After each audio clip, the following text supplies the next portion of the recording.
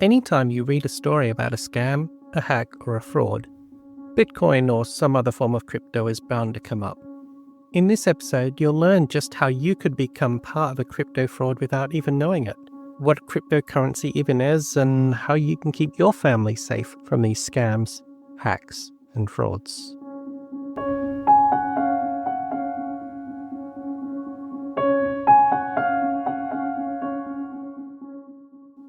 Remember to like and subscribe to help keep your family safe. It's late summer 2017, and Jian Wren has been in the UK for 10 years, and it's been a struggle. She initially moved, whilst pregnant, to be with her British husband in a small town in the north of England, but following violent abuse from her husband, she's been on her own since 2010. Struggling hand to mouth, she sent her son to live with family back in China while she tries to make it in the UK. Despite a degree in economics, she's been limited to working in Chinese restaurants. After moving through some other UK towns and cities, she's eventually found herself in London, again working in a takeaway or takeout restaurant. With restaurant work being very insecure, she has learned to always be on the lookout for a new opportunity. She's been applying for dozens of jobs within the London Chinese community.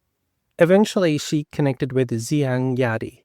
According to Jian, Zhang was in the international jewelry business and wanted to open a store in the UK. Zhang needed a translator, a housekeeper, and general assistant, someone to help her find new clothes, accommodation, and bank accounts in the UK. Zhang and Jian first met in London in one of London's 5-star hotels, so this seemed like a moment you'd only see in the movies, where a person from Struggle Street is suddenly catapulted into high society. Who could resist such an opportunity?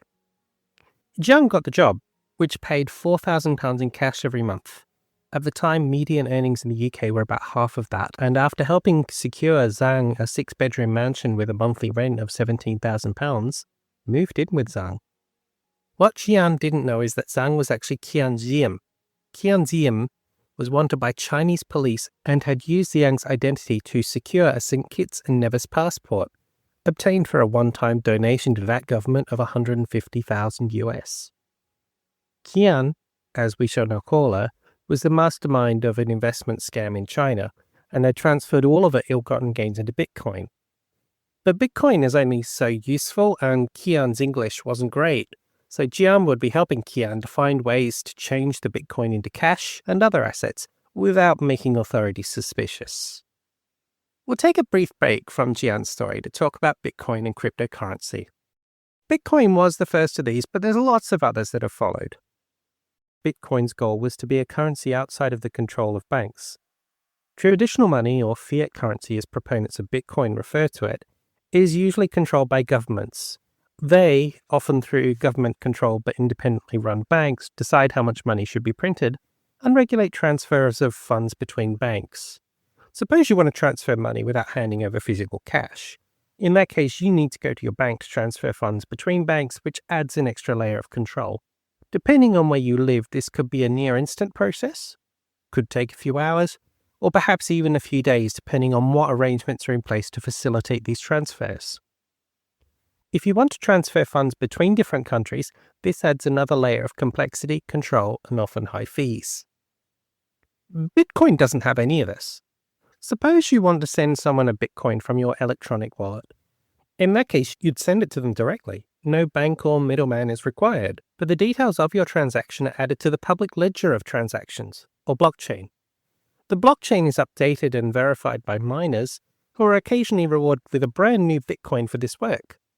Other cryptocurrencies work similarly, but the specifics may change. There are legitimate uses for Bitcoin. Some stores and even some governments do accept Bitcoin. In places where bank transfers are slower than others, or international transactions, using Bitcoin may be faster, cheaper. However, the value of Bitcoin isn't fixed, and it changes a lot. In November 2025, the value of Bitcoin changed 10% or more within a single 24-hour period at least 3 times, meaning you could end up paying a lot more or a lot less than you planned. However, Bitcoin is ubiquitous for scams. A big part of this is because it bypasses many of the money laundering and fraud checks that banks are required to do by law. Unlike your bank, Bitcoin doesn't know who you are, doesn't care how much you're transferring, and doesn't even know who you're transferring it to.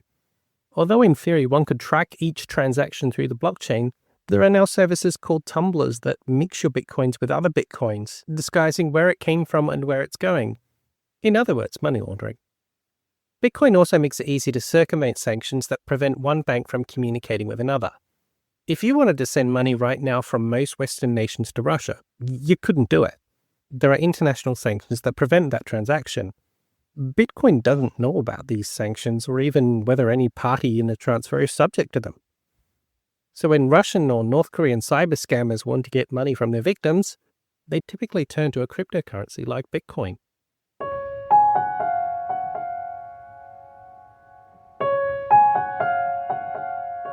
So, as a mastermind of a scam in China, who'd fled to the UK on a fake identity, Jian had a lot of Bitcoin and needed something to do with it, and Jian was part of a process. Jian was sent by Jian to at least 10 different countries. There she would buy jewelry or laptops with Bitcoin, as well as exchange Bitcoin for the local currency. Sometimes Jian would accompany her, but often she travelled alone, trusted by Jian to complete her tasks. Meanwhile, Jian, with Jian's help, was also looking to get onto the property ladder. However, anti-money laundering rules were getting in the way of purchases. Jian was finding it difficult to convince local lawyers that the source of her bitcoins were actually legitimate.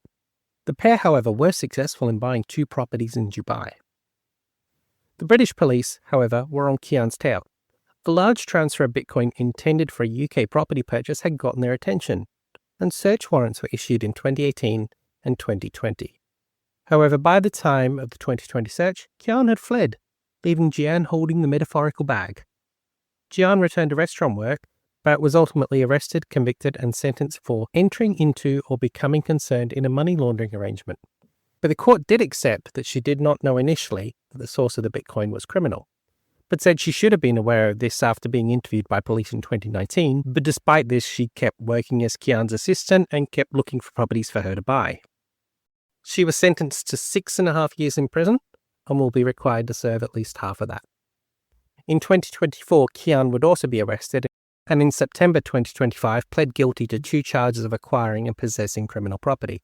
The total haul of seized bitcoins had a value of around $6.7 billion US.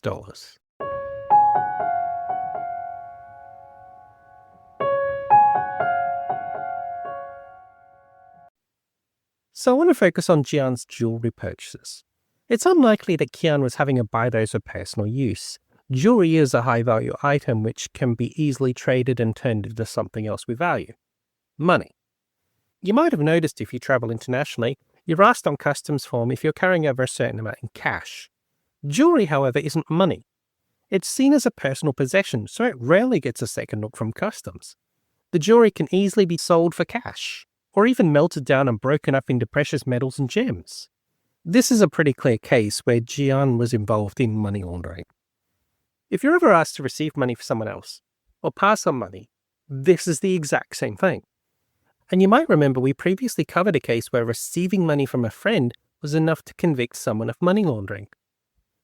If you're ever asked to pay for something in Bitcoin or one of the other cryptocurrencies, you should be on high alert.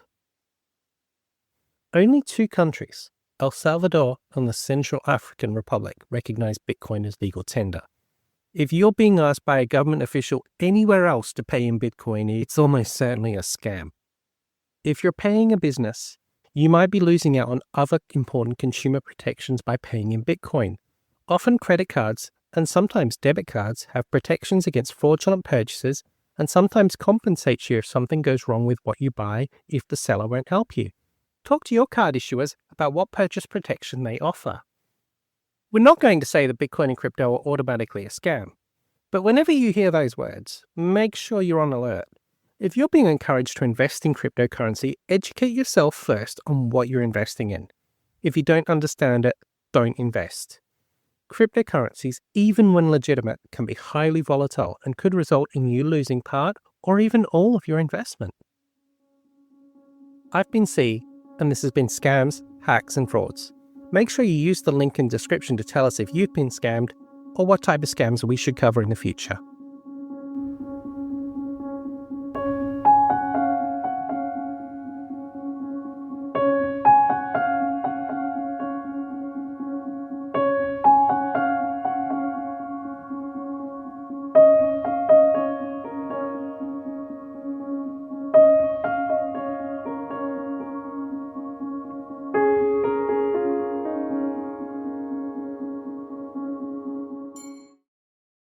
This podcast is available to reuse for free under the Creative Commons with Attribution Share Alike license. The music is not included in this license.